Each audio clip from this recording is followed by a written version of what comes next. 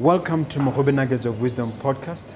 My name is Mompoloki Lerumo Mogobe. Our objective is to enthuse, inspire, energize, and empower entrepreneurs and entrepreneurs of all stripes here in BW and beyond. We do so by inviting these entrepreneurs into our makeshift studio. Sometimes we call them to the restaurant, sometimes we go to our studio, and we ask them to share their experiential knowledge, their experiences and their expertise, and we ask them as many questions as we can, aimed at empowering you also as a viewer.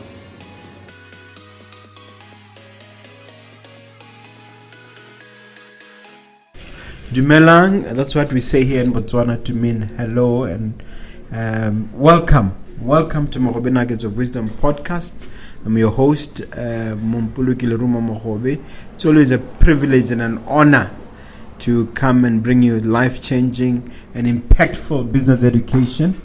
And we're going to do just that. But before we start, do me that small little favor of hitting that subscribe button. We need your support, guys. Just hit that subscribe button. And let me welcome my guest to the studio, Desmond. Tell the people who you are, full names, and what you do. I am Desmond Radipotsane. I own a company called Cloud Consulting. It deals with IT. We consult, we recommend, and we process. We develop, we maintain. Now, the people normally want to know a little bit about your background, educationally. What have you done? I went to UB, B.Ed Computer Science. This company started in 2013. It's 10 years now. Computer science means what? Software engineering? Computer science is basically it's basically software engineering, but that software engineering is part of it. So we basically touch all the aspects of IT in terms of development, in terms of maintaining, in terms of networking. You know, it has a broad aspect of things that are there. Even telecom, back in the days, used to be part of it. Okay. Yeah. When did you form Cloud Consulting? It was formed in 2013. After working there and there, then I see that it wasn't working for me.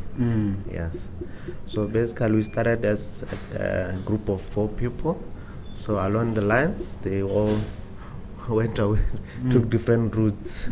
Yeah, but I'm still here. Okay. Yeah. Some people subjects are a bit ignorant on things like cloud. The whole notion that you can store information in the cloud. Can you make it simple for our people to understand? Cloud computing. Before we talk about cloud consulting, explain cloud computing. Cloud is basically, like the term says, cloud. It's there somewhere on a server, but it's accessible anywhere. You don't need to carry that laptop anywhere you go. So you can always, let's say you are living from here to the States, and I tell you that your stuff is on the cloud. You don't need to carry your laptop. You just need to get a laptop that side and access it.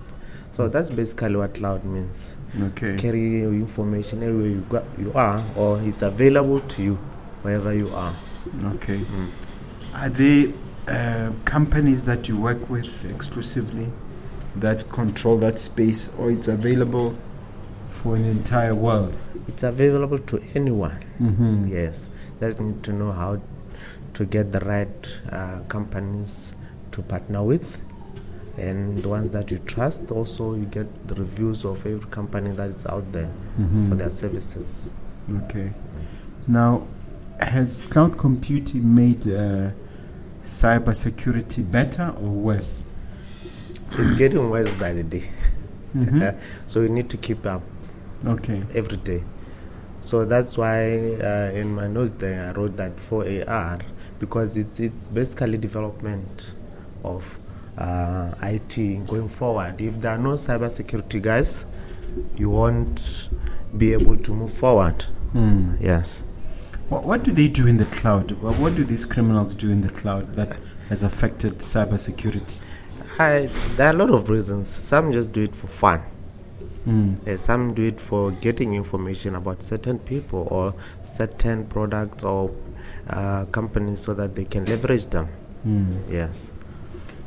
I mean, there's a story trending now about a 22-year-old who hacked into the Pentagon and revealed information and shared it with even Russia about what Ukraine is doing, what America is doing to help Ukraine, and so on and so forth.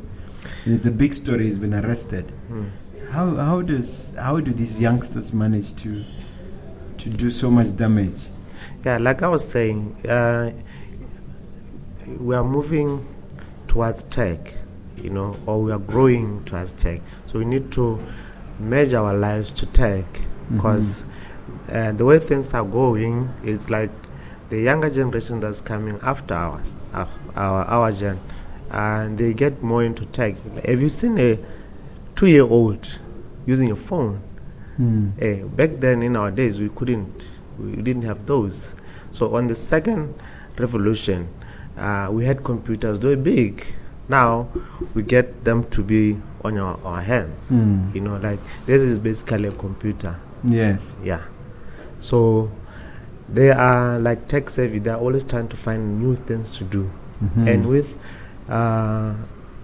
most of them not working, so they just idle. They're just trying out things. Somebody will just sit there and try to hack Pentagon. Maybe it took him 3 years, who knows, to get into that. So how do companies protect themselves? As technology is improving, there are new jobs on cybersecurity. You find people like getting new jobs that are replacing the other ones. That's why I keep saying merging our lives to tech, because if you don't, you are going to lag behind. So there are courses that are always improving, onto getting yourself safer. Yeah, I think that's basically it. All right. What services exactly do you offer as cloud consulting? Cloud consulting offers a variety. I will start with development. We develop apps, we develop websites, systems. Then, apart from development, we maintain them too. Then from there, we do support. We support the structure that we have. We advise and we recommend. Also do networking. In terms of security, like your company there, we put access controls, time attendances, so that we better... You've done a good job, by the way. Yeah, except you still haven't taught us individually how it works. Yeah, no, it will get there. Yes. We'll get there. Yeah. So basically, that's what we do. We also do hosting. We host websites. We host this application that we develop. And yeah. And mostly we try to put everybody onto the cloud, like the name saying, cloud consulting, so that we don't have to have any physical data on our laptops or with us. For time by all means to go paperless. Okay. I believe you have quite a few clients here in Mogobe Plaza. Yeah, including you. Yes, okay. All right. So in terms of hardware, on the hardware side, how do you assist? How do I assist? Can you rephrase it again? In other words, does your company help with the hardware acquisition? Yeah, we do. We recommend basically. So if a client needs a particular product, we always know where to get that product for a better price. So we have to keep up with the prices and know where you can get which product better. Yes. Now, are we getting to a point where computers are taking over? In other words, if you are not computer savvy, you cannot survive. You cannot. Is it getting to that point? We are getting to there, but it's a dual process, because we are getting new jobs again on the other side. Yeah, you're getting new fields. Back in the days, we used to have telecom as one of the very scarce skill to get. Now there is boost Telecom. Yeah. So now there are new jobs coming out of there. Now we are going to like fiber. Like there's so many jobs in there. Yeah. So although we are becoming more technologically advanced, yes, still jobs are being created. Yeah. So what do you say to those people who are saying computers are taking our jobs and AI is a threat to job security? We need to up our game. That's where the world is going. So we need to learn every day.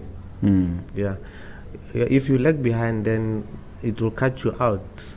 We're trying by all means to automate processes, so that we save time, so that we also have time for business development, Yeah. When somebody says, I'll offer you a cloud-based solution, what do they mean?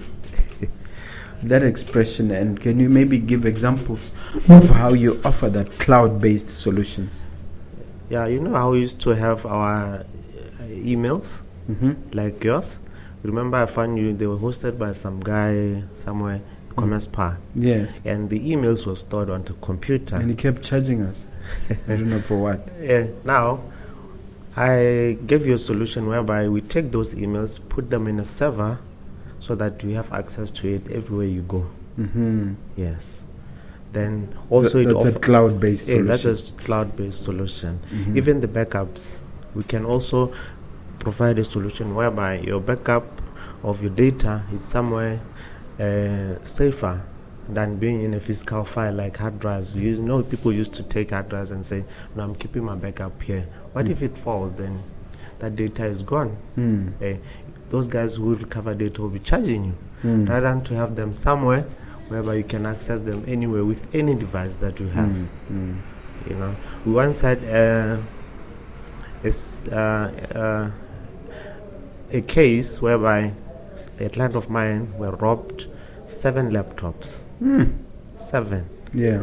Because there is a cloud-based solution that is there, all you need to do is to buy new laptops, set them up, and work as if nothing happened. Even though we lost money in terms of getting another laptops, but the data is there. The data is far much more valuable than the hardware, yeah, than the computers. So you see, now I want to say they're all in the cloud, because any device that you have can access that data. There used to be a time when, especially in the case of banks, where they would have backup documentation in a distant office. Yeah. In case there's a fire or something, they rely on that office. From what you're telling me, it's no longer necessary. Documents can be backed up in the cloud. Yeah. Data centers, they're basically physical storage somewhere, but they duplicate that data in different places. So we literally took that part and tried to put them there, so that if that particular server fails, we have a redundant one again, so that you access that data from it. Yeah. Does that mean businesses that are into document banking? Yeah. It means, for instance, those businesses are becoming a bit obsolete. Not really. They need to, or they are keeping the files now. They're automating those processes to have the physical file, then they have the software one. What's the point of having another physical file when it's already available on the cloud? You can always print it, isn't it? Yeah, you can always print it, but it starts where? With a physical file, but you need to keep it. In terms of areas like accounting, they need it in paper, but they're still lagging behind, but they're still trying to automate those processes so that they try to go paperless. Yeah. Yes, but it's gradually increasing the technical part of it. Like if you see the softwares like Pastel, Sage, they're now trying to automate those processes so that it becomes on cloud. Yeah, so that they get away from the traditional one of paper, Okay. I want to ask you about a development that's taking place in China, where they have a credit scoring system where even certain shops you only need your phone to buy. Is it a desirable system where people keep credit scores, social scores system? And number two, is this ever going to come to Africa or to Botswana? Those systems are okay. They're fine because they are trying to get away from using paper, like using money. Yeah, because that's how we end up being here, because we need money. So the first people to ever invent the paper so that you can buy with it, I think it gave room for improvement. Now you can change that into a credit, but that one that you don't see is like crypto, Cryptocurrency. Yeah. So you don't have to always have your US dollar. Yeah, can have your crypto buy anywhere you want to. In terms of... But there is a downside, isn't there? Because the credit score system enables the authorities to see everything you are doing, and to see what activity, even they can even tell your behavior in terms of your buying patterns. They can even tell your political inclinations based on what. Isn't it dangerous in the hands of a dictator? Yeah, it's all about what people agreed to establish in a certain area. You earlier asked about if it will ever come to Botswana. We are still, according to me, still held up into the US dollar. We are controlled by the US dollar. I think the war in Ukraine and Russia, Ukraine wanted to be in the hands of the dollar. Then Russia said, no, we're not going to go there. We'll use our military might to stop you from going there. Yes, because if you look at how things are, we're all under the US dollar. Everywhere you buy, it's US dollar. So when are we going to have our own that we own? I read somewhere that the BRICS countries want to break away from the dollar system. The dollar Brazil, Russia, India, China, and South Africa. That's what I read. We're trying to get away from that dollar system. So, I think if we ever will be able to get away from it, it will be much better. We want to go back to your services in the area of automation. What exactly are you doing on the automation space? Automating is basically taking your traditional processes and try to change them into the IT, like process them in that space. Like we used to have salespeople going around looking for clients, and when that person goes, you don't have track of who they talk to. Now, if you automate that, you bring a solution like a CRM. Even if the person goes, CRM you can stands for customer relations management system. Yeah. So with the CRM now, you are able to see, this particular person was talking to this many people, and the person that comes into that place, they can take over from there. And now you don't have to worry about people or your employees fighting for a certain client, because the trail is there. So that's basically automation from the traditional one. Yes. And how do you go about setting it up? There are so many ways. Looking at the process of a particular company. Give me an example. We have a V-Tiger. V-Tiger. System. It's a CRM. So basically you capture a client. After capturing a client, it becomes a lead, So immediately when they ask for a code, you can always create the code inside the system, then you send it from there. If you want to call that client, you can call through the system, but it will pick up the dialing app on your phone so that it records that you made a call to this particular client at this particular time.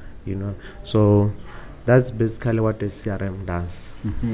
We have trail of what you did with that client until a certain period of time. So it will make a trail for that part. Is it expensive to set up such systems? Not really. It depends, because there are medium ones, there are large scale ones. Yeah, VTiger is like for small medium companies. We have CRMs like Zoho, which are huge, and obviously you pay a lot of money because they took time in developing those applications. Okay. Yeah. And in terms of cost recovery, how do you, when you set up a CRM, how do you ensure that you recover the costs of putting it up? The employees has to work, bring money into the company. Yes. Doesn't the system automate a way of recovering costs? No, it's like admin people. They use up money in your company, but they don't bring one. Yeah, those are necessary. It's a necessary expense. Yeah, that you incur. But people that are using it need to put in income so that you recover your costs. You mentioned earlier that one of the services you offer is with regard to apps or applications. What applications or what apps have you designed, and what do they do? Botswana Examinations Council in 2013. So those processing of results. So that was something that we did into the website, so that you can put your ID there. I've heard of it, but I have no idea how it works. How does it work? Basically, you put your center number and student number, then it populates your data, like how you scored on certain, basically all your results. So we protected the student by just putting the ID and student center number and student ID. So if you didn't know this too, you couldn't get any results for anyone. So that's something. And it was used countrywide. Yes, and it's still operational. They changed. I think 2019. They gave it to someone else. I don't know how it is today. Yeah. So, but basically, it's but something. I thought once you create an app, it's a permanent thing. Oh, somebody can just change and take it away. People that come, I really know people keep changing jobs. So people that comes through, maybe they wouldn't like what you did, so they hire somebody else to do it again. Even though it costs government a lot of money. Yeah. Basically, it's politics. Yeah. And you and I are not politicians. Oh. So we keep away. Yeah, we keep away. Yeah. So you give it to somebody else, it's like, no, cool. Yeah. All right. What other apps have you created? The app that I have created, but it's not yet on the market, it's Lost and Found. So basically what I'm trying to do is gather lost and found products, especially in the police station. Then we put them up, and we help people locate the stuff that has been lost. So the app basically, it's just simple. Just posting, like listing. Listing for jobs but you post those things that are lost. Okay. Yeah. Imagine when you are in a whole day in Maun, you lose your ID, your passport, then following you have to come to GABS. Maybe it's found in a police station, and there's no way to know about that. So what I'm trying to do is bridge that gap in between. Yeah, because as it is, they normally throw away those things. No, they're kept there in the boxes. Indefinitely. Until somebody eventually finds out. I don't think people find out, because we'll just give up and go and cut another one. But it's costly. And how do you propose to market such a product? Isn't that the challenge? It's a challenge because firstly we have to have agreement with the guys that are holding the products, like the police station. After that, after getting the numbers, I have to go to immigration to tell them this is how much you are losing on cutting IDs, and this application can help you better the cost like this, So, in terms of Botswana as a country, how responsive are we, and how savvy are we when it comes to technology? Are we catching on? How do we compare with the rest of the continent and even internationally? I'll say in Botswana alone, we are divided. There is our older generation that doesn't want to change, and there's this new one now that are into that are tech savvy throughout. You see them on phones day in and out. Literally, they spend the entire day on their phones.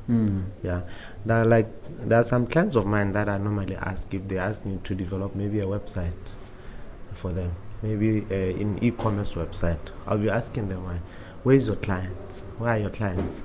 How do you reach them? You know.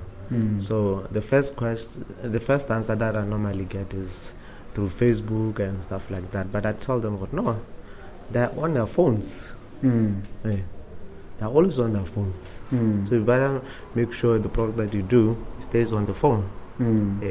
So make a marketing strategy that will keep them on their phone looking at your app or your application. You know. Now, in terms of us and the whole world, I think we are coming out all right, because the younger generation that's coming through, they're competent, you know, even though we have hurdles there and there, but I think they're competent. I've been looking at my following on social media and our subscribers. I noticed that we hardly have anybody over 50, or we have such a small number over 50. What is the resistance to technology from the older generation? What is causing it? I think mostly between the ones that were born in 81 going backwards, they were born in an era whereby on the first to the second revolution, whereby tech is just growing up and they didn't know what to do. And even today, they're still scared. If you tell a particular person, or you can buy online, he said, no, what if my stuff is hacked? Which is a real risk. Yeah. He said, no, you buy where it's safe. He said, no, they will never agree to that. But you give a 15-year-old one, these new ones, they will just buy without asking any questions. Should we be concerned? In other words, should we be worried about changing the older generation, or we should just say that it's a lost cause and focus on the younger ones? Yeah, focus on the younger ones. Those ones are gone. They are gone. Yeah, we'll never change them. Yeah, I know. It's best to leave them be. They will go with their time when it comes. Yeah. Now, what about your company, sir? I want to discuss because we are heading to a paperless situation. We're almost there. What would you say companies like yours are doing either to accelerate or to slow down that process of paperless? Let's talk about your company. We are trying to accelerate it because we are looking at the income. Yes. So if you delay it, then people are going to get ahead of you. Yes. So going paperless mostly is like putting everything on the cloud. Try to get as many clients as possible to push them onto the cloud. Because immediately when you do that, it's like that you are telling them to you, like, trust me with this. Because if it goes wrong, they will be still coming back to you and say, no, you said this thing is safe. Yeah. So you need to be careful there about how do you migrate them to the cloud. To the cloud, okay. Yeah. There's also a threat from viruses, isn't it? It's still there. What is the cause of what are these viruses actually?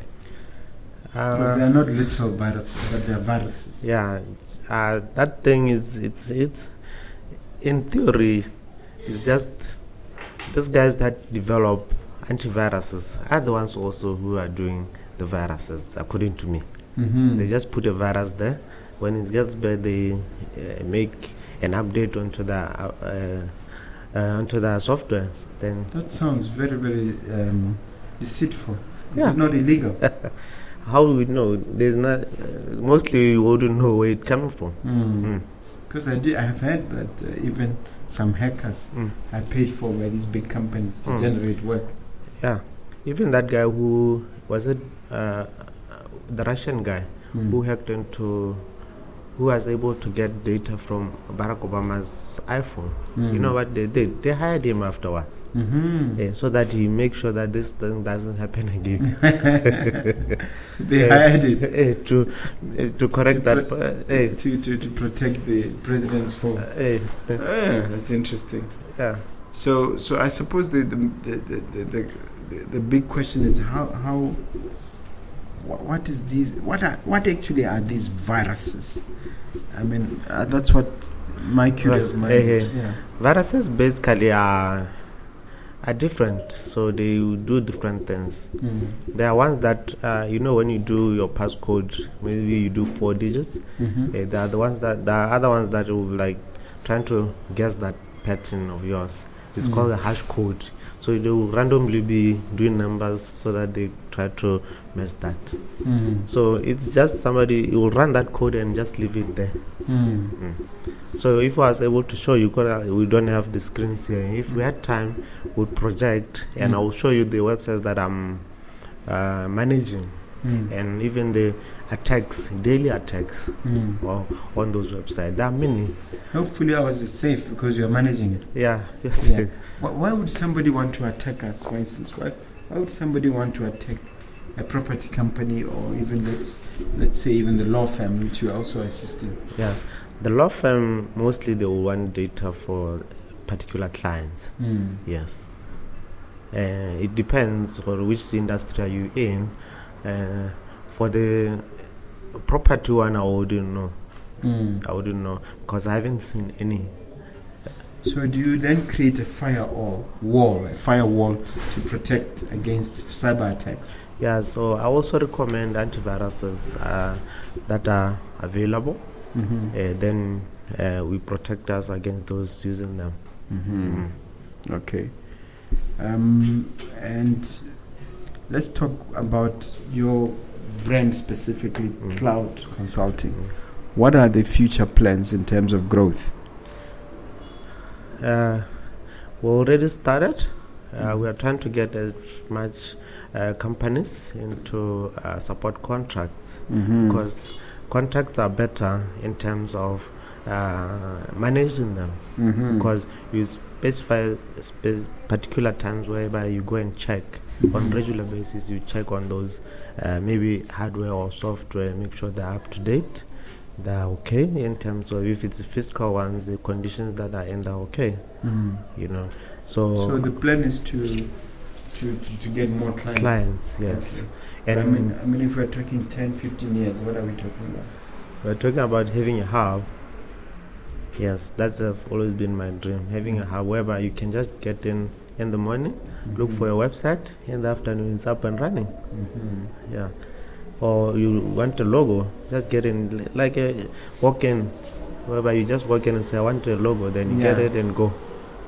I see. Currently you are operating from, Key Wealth. What is your relationship with them, and why are you physically operating from their offices? They don't want to let me go. They were like, no, we want you here. And you'll run your office from here. Why? And all your clients. So because we had a contract before whereby I come here and when. It's like, no, we want you here. All your clients that you want to service, you'll service them from here. And also Mogobe France is a close friend of mine. Yes, and to come from the same place again. Yes, I think maybe that's why he doesn't want to let me go. But hopefully it's got a plus and a minus. It's an advantage and a disadvantage at the same time. Currently, it's a good contract between us. Yes, it's working for both of us. Yes. Yeah, I think so. Now let's discuss the. I'm sorry, my gadget here keeps going down on me. Yes, here's your chance to lecture us now. We're in the 4th Industrial Revolution. And I want you to explain to somebody who doesn't know why this is the 4th. Just take us, what was the 1st, the 2nd, the 3rd, and now this 4th? Guide us through the various revolutions. Basically, it's the revolution of every aspect of automating stuff. Yeah, but where did we start? Why the 4th? I want you to go back. Yeah, so I'm gonna start with the first one. The first one whereby we're heading those, in the fields, we had treadmills and plowing, used to have that thing. What do you call it? One that we plowed that was like this. Yeah, that's a plow. Yeah, it's a plow. So you saw how the agricultural you will throw seeds, yeah, then you go with the plow. With the second revolution now, we get it to have a small bucket of kind of seeds, whereby you just keep dropping after a certain seconds, set the timer inside, Now, the third, now everything just gets the automated. industrial revolution. Yeah, so it just automates everything. It's just plants, then it puts water, that thing for the water thing, what do you call it? Yeah, the irrigation system. Yes. Yeah, just the one that's plowing, the other one is irrigating. You see how now we are putting everything together. Now, the fourth one now, you get people to do hydrogen farming. We have places like, is it Dubai, that they have farms in the desert, then they... Yeah, I think Israel, yeah. Mostly. Yeah. So you see how this has been changing. Even now, the laptops, the phones, the first desktop that was developed was the size of this room. So you'll type A that side and go to the screen that side to check if it's really an A. Yeah.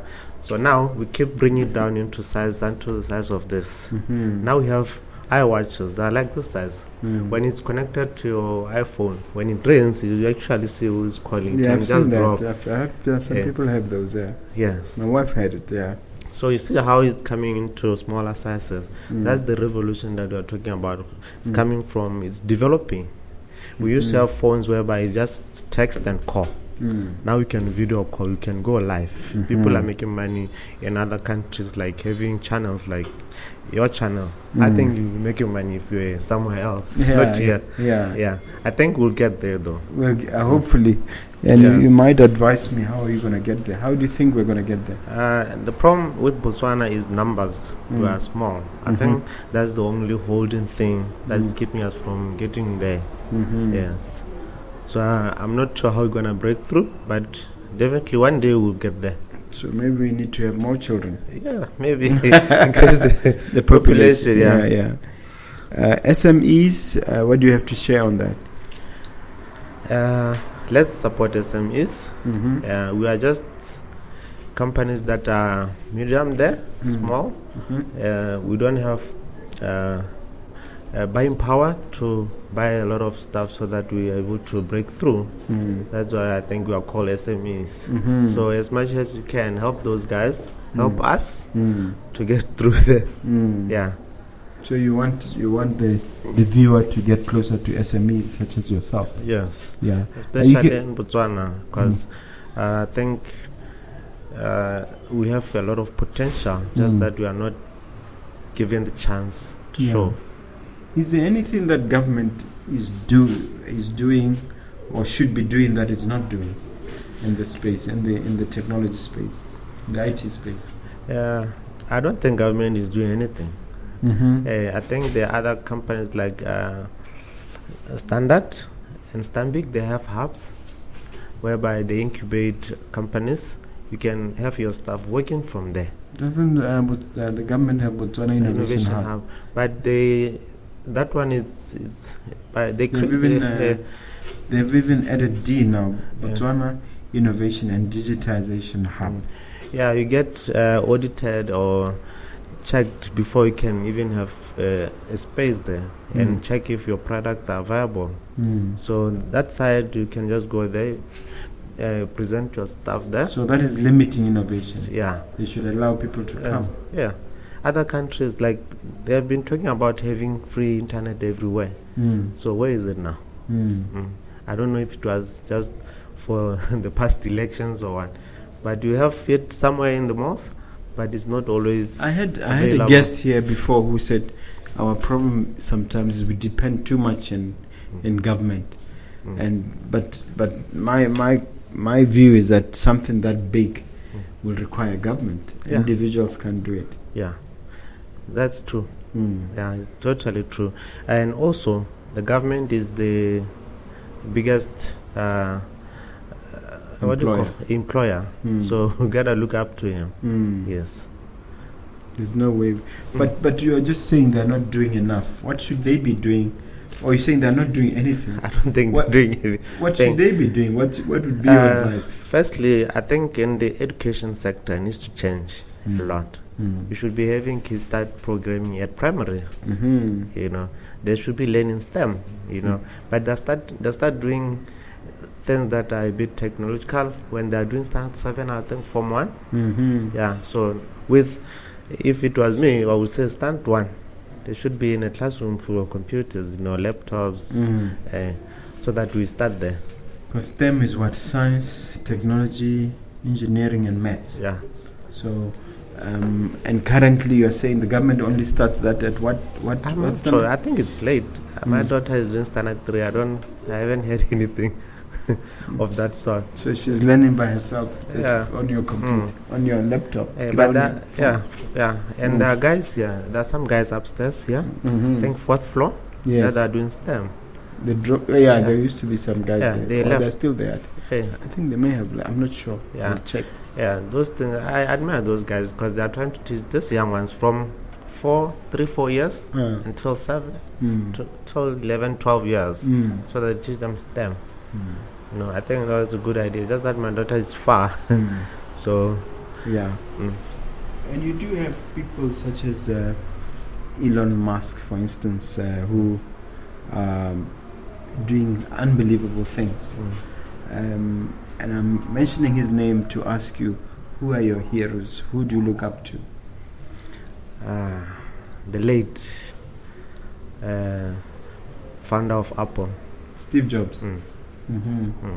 With the Microsoft guy. Bill Gates. Bill Gates. They were friends before they parted ways. Just that they had different ambitions and how things should be done. So I think that's why they parted ways. So why are those guys your heroes? When you build a product, then it gets there into the market, get used. To me, it takes somebody of a different caliber to think we need these things to be in a certain way so that people can use it to better their lives. If it wasn't for them, I don't know where would we be. So okay. But is there anybody in Botswana or in Africa that you look up to in similar ways or in comparable ways? I have friends, and even the guys that were ahead of us with school, that sometimes they inspire me. If you look where they are holding positions of IT managers and stuff like that everywhere, which is very good. I think if they continue to be there, they will make changes to our industry. Okay. Let's talk about the latest thing, ChatGTP. What is that exactly? Number one, and number two, how can we use it to benefit us? And similar chat boxes. It's not the only chat box out there. With me, I use OpenAI. OpenAI. Yeah, it's the same thing, right? artificial intelligence. You just ask it anything, then it will write it for you. Even if you want to develop a site today, you ask it to develop a site for me, which deals with 1, 2, 3, and it will give you a framework to work with. You can chat with it. I wish we had a screen so that we can do these things while we are watching what it can do. So it's very difficult to explain sometimes what it does and what it cannot do. So basically, artificial intelligence is basically it learns on its own. If you ask it today, what is 4AR, it will go into million research papers, website, and comes with a conclusion for you. All within less than a minute. You said writing, like writing, then give it to you, give you examples, everything. And now the scary part is the students that are coming after us, or the younger generation. I don't think they're gonna write anything. They'll ask it. I have a homework. First question, then it writes everything. My concern there is that if they read, they will learn a lot. But if they just pass the information on, they won't learn anything. Yeah. The question is, after asking it, do you then absorb the content it's given? Yeah, you need to, some of the content, you need to just go through it and make changes. Then you copy it to wherever you want to take it. Hopefully, in reading like that, you absorb it. It's as good as spending like 4 or 5 hours in the library. Yeah. Because you know Lechakotla? Yes. I'm doing her website now. She's on Forbes 30 under 30 delegates. Yes. So I'm developing a site for her. So the content that I want, I just ask AI. What's the meaning of this? Then did you manage to develop it fast? Basically, content development is hard because you keep going back and forth. But if content was there, it could take a day to do it.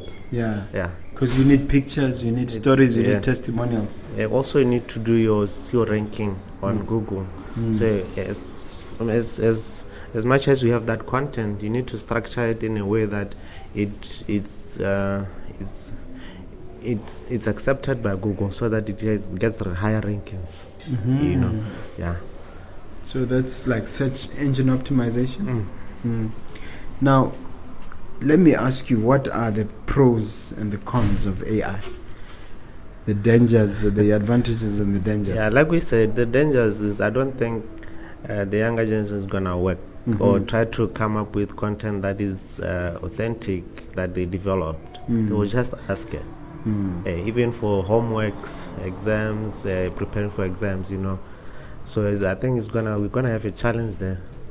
But the teachers sometimes can tell that this is too technical. I think if you ask it the right question, it will give you a proper answer. Yes, because there's if you ask it what are the top sites for downloading movies?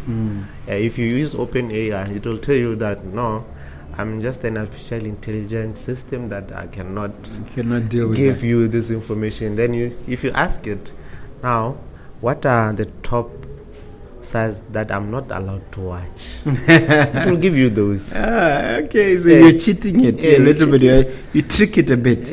Okay. So you say now those are the advantages. Like you can do anything you want to, So it just depends on how you use it.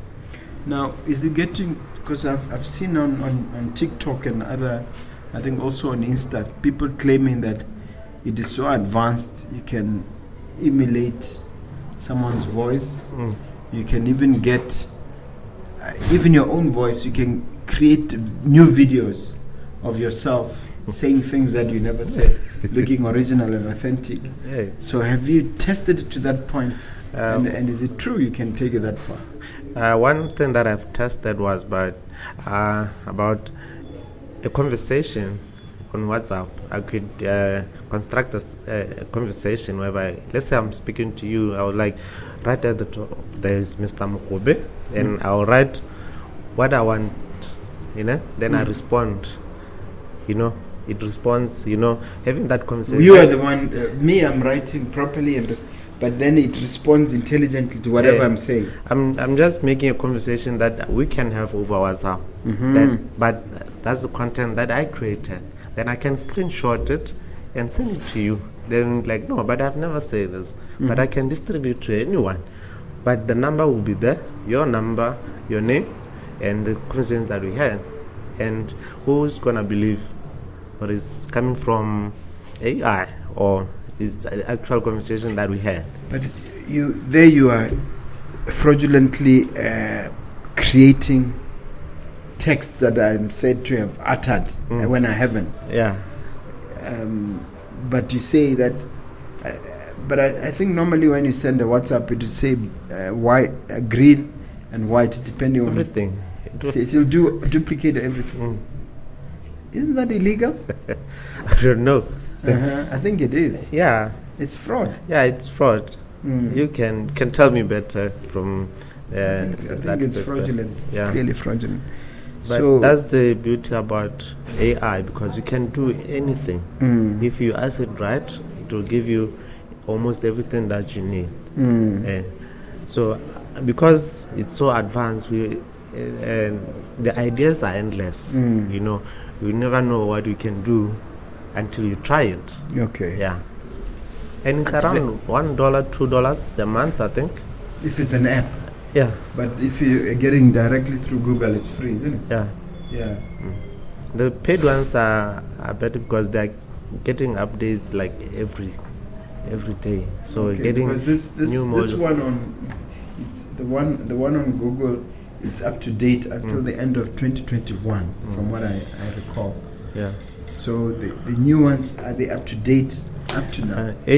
Open AI, I think it's up to. If it's an app. Yeah, web-based. I think it's up to January 2022. Yeah. Okay.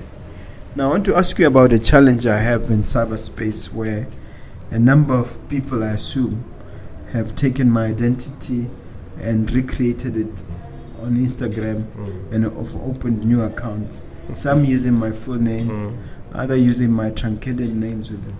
I've been battling with this problem for 3 years. I've reported it to the police, number one. Number two, I've constantly got my friends to report to social media authorities, whether it's Insta or Facebook, but it's still persisting. Yeah. What's your advice? What should I do to stop this nonsense? Literally, I don't have an idea because I've had clients having to ask me the same thing. Just that when you call or report to, let's say, Facebook, they'll just delete that account, but another one will be up again. Just basically. You have your pictures and everything. Hey, they will take even it. some of the statements you've uttered. They will take everything because your profile is public there, so it's for public use. They will take that content and use it. Yeah, but what we do, surely there must be something we can do. I have not encountered anyone with a solid solutions to that. Maybe I will have to spend time and see what can be done. I mean, when I gave up is when the police officer who was working on my matter that I had reported it several times to told me that the very guy he was investigating that I had reported to is now trying to swindle him and that he's busy scamming him. And I said, isn't that an opportunity to catch him? He says, no, I can't catch him because A, he refuses to meet, and B, everything about him is fake. Everything about him is fraudulent. So what do I do? It's a tough one. A tough one because it's very hard because these people are a network of people. You find that somebody is doing that from a prison cell. A prison cell? Yeah. We're discussing some issue regarding that and say, oh, but that guy is in prison. So the visitors come with phones. They give them SIM cards every week when they visit, and they will have people in, let's say, BTC if it's a 73 or a B mobile number. If it's orange, we will have somebody there in orange who are giving them numbers. So it's a syndicate. Hey, like a group of people like working together.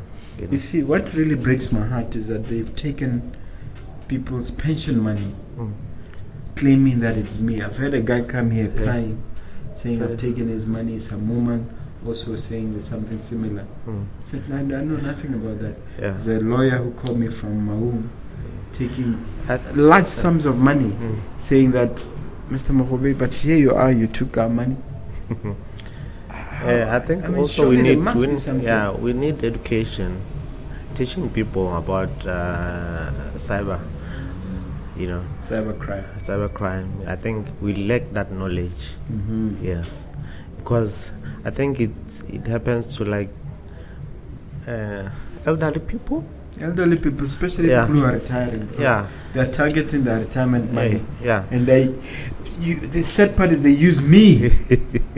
I know the pain. Of that. I think we lack knowledge in terms of that. We need to Isn't that goes back to the issue you mentioned earlier, that people in our generation, my generation, refuse to get into technology. So they get hammered the easiest. One of the reasons. Yes. Okay. Now, as we come to the end of our conversation, sir, do you have a question for me? I've asked that question before. You have? Hey. Okay, what's the question? Why are you not roasting us on the show?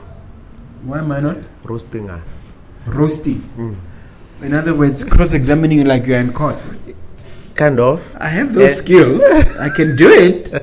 But it will be a totally different kind of show because I doubt if people will want to come. If, for instance, my objective is to show your information is inadequate, it doesn't take a lot in court to make you seem like a liar, even if you're a truthful person.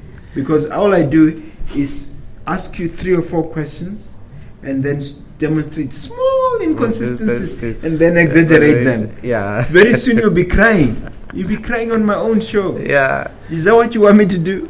I have the ability to do that. Not roasting to that extent, but if I'm saying something that maybe you feel it's not aligning, just say no, but I know this is like this, so that I make Sometimes I do that. Okay. Yeah, but not always. Okay. I'm with you in this conversation. For instance, when you're talking about 4IR, talking agriculture, this, I could easily have said, no. That's not it. My understanding of fourth industrial revolution is this. Yeah. So we're quite fundamentally different because my understanding would be, the first revolution was the industrial revolution itself, when the steam engine was invented, and then after that, the progression to now when we got into cubicles, and then the third revolution was when they discovered the internet, and now this one is the fourth. So I could have said that, which is what is available, which is what is in my mind, but I would have embarrassed you, right? Yeah, a little bit. Yeah, because you're talking about plows. Remember, you're talking about plows and other things. Yeah, but like I was saying, you see, now we get an understanding of how do you understand it and how do I understand it. And for someone there also, it's not basically... So let me ask the viewer, you as the viewer, you can comment below. Do you want me to start roasting my guests? And if there's an overwhelming number of people who say, start roasting Mr. Mogobe, start cross-examining, start hitting hard. To another channel. Yeah, I may have to start doing that, but I don't know whether that is the model I want, because the objective here is to expose entrepreneurs, to promote entrepreneurs, and to get others to be infused, energized, empowered, and inspired. So I don't know whether you can do that by somewhat belittling some of them. And really, roasting is a form of belittling. Kind of, yeah. Yeah. Okay, now I've answered your question. As we conclude, sir, can you look at that camera and say a few inspiring and motivational words to the viewer? I don't know what to start it. I'm trying to think about from the perspective of kids, get your kids to do IT, get them to learn STEM, and they'll progress from there, because that's where the world is going. So I think that's the best thing that we can do for our kids. Okay. Now, can you share all your contacts, including on social media, for the benefit of the viewer? I'll start with the website. It has everything. cloudconsultingbw.com. On Facebook, it's Cloud Consulting Botswana. Twitter, CC Botswana. Yeah, I think that's all. Are there no landlines or contact lines? You get them through the website. Yes, everything is there. Okay. Yes. Thank you very much, sir. You've been a wonderful guest. You've done a good job. Thank you.